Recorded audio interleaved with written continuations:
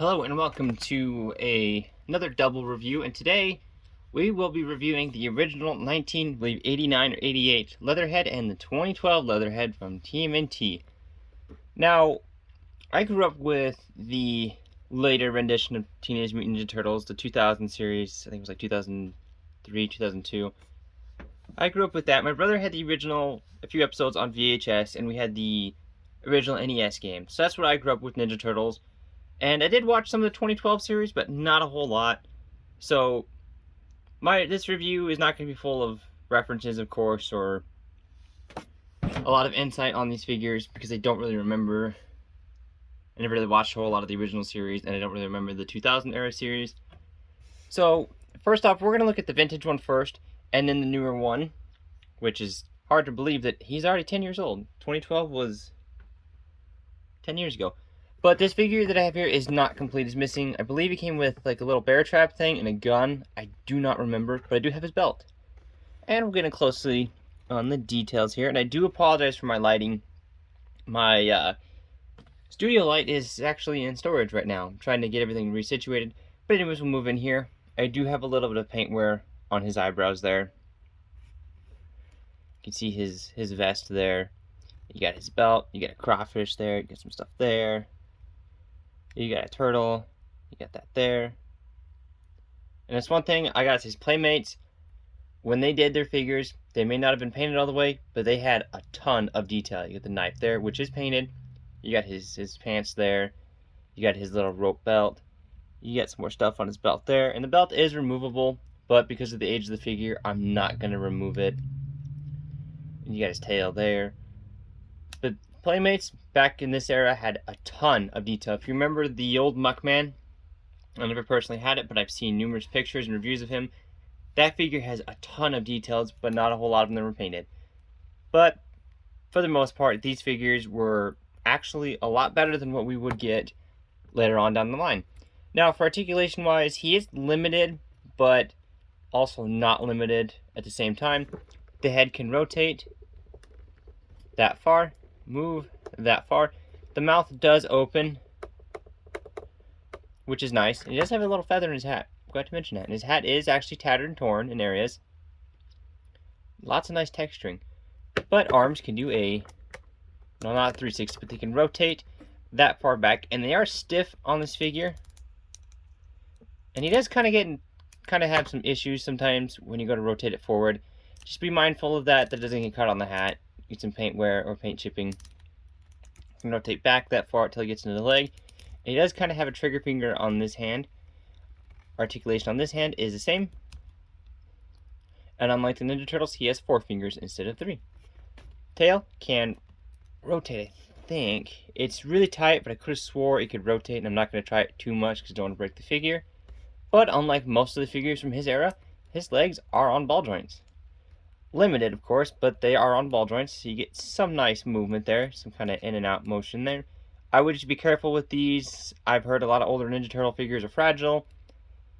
This is the only vintage figure I own. You know, can move back that far, can move forward that far before it starts getting into resistance. So just be mindful of that. I'm going to set him down, move him off to the side, and we're going to bring in the 2012 Leatherhead, which, unfortunately, between the two, I paid, I think, scoot him over a little bit. Between the two, I paid, I think, $13 for him, is all I paid for the vintage one. I'm really embarrassed to say that 3 years ago, I paid almost $40 for this guy. But between the two, I gotta say, the old one is my favorite.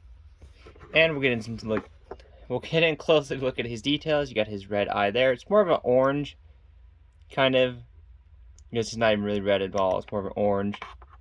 You can see kind of his abdominal muscles. Got some detailing work there. Got some kind of like shell detail. Got some wraps on his arms and legs. And he has some nice dry brushing down his body. It kind of stops right about there on the tail on mine. But between the two, the detailing work on this guy is not as good as the vintage one. You can see some nice scaling detail. Kind of got some webbed hands there, but not as good as the Playmates one. And what about Playmates one? Not as good as the vintage one, sorry. is if you notice he's got some scaling details down his back, but then under his belly he's got some actual, different scaling, so there is a bit of a difference there. And even on his chin and head, it's different than his tail and his arms, so there is that nice contrast there of more of a realistic detail in a way. I mean, as realistic as a cartoon mutated alligator can get. But this guy, he has some scaling work, but then in certain areas, it might just be my figure too, it looks very muddy. You can see kind of what I'm saying here on the head. It's not as defined. But getting into articulation, this figure has less head articulation than the vintage one's. Mouth cannot open, but it can do a 360 for reasons. I don't know why they did that, but it can. Arms can move out that far, basically parallel. Can move forward. Look, they can do a full 360 like this, but if you bring them out, you can only rotate them forward that much and rotate them back that much before you kind of run into the sculpt a little bit. So there's not a whole lot of articulation there. Other arm is the same. So you really can't get a whole lot of poses out of him, but he does pose a little bit more than the vintage one. Legs are the same way, can move back that far. They can do a full 360 if you kind of bring them out to the side almost. They get kind of caught up here on his side. So you get that, can move in and out, can move down but not forward. Same thing on this side. Very limited articulation.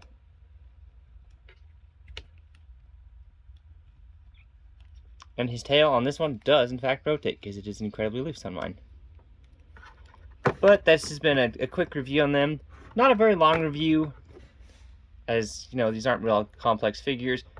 I do want to track down his accessories, but until then, I'm going to kind of hang on to him and hope I can find him complete. If not, I'll just track down his accessories. But this has been just a quick review on these. I finally got these guys out of storage. But let me know down in the comments if you had what your favorite vintage TMNT figure is, or from 2012, or your favorite Ninja Turtle figure in total. Yes. I apologize, guys. It's been a really long day. But let me know what your favorite TMNT figure is, whether it's vintage Playmates, new Playmates, whichever. And I will catch you folks next time. Subscribe if you like to keep up with the channel. Comment on what you liked or what I could do better. And I will see you next time.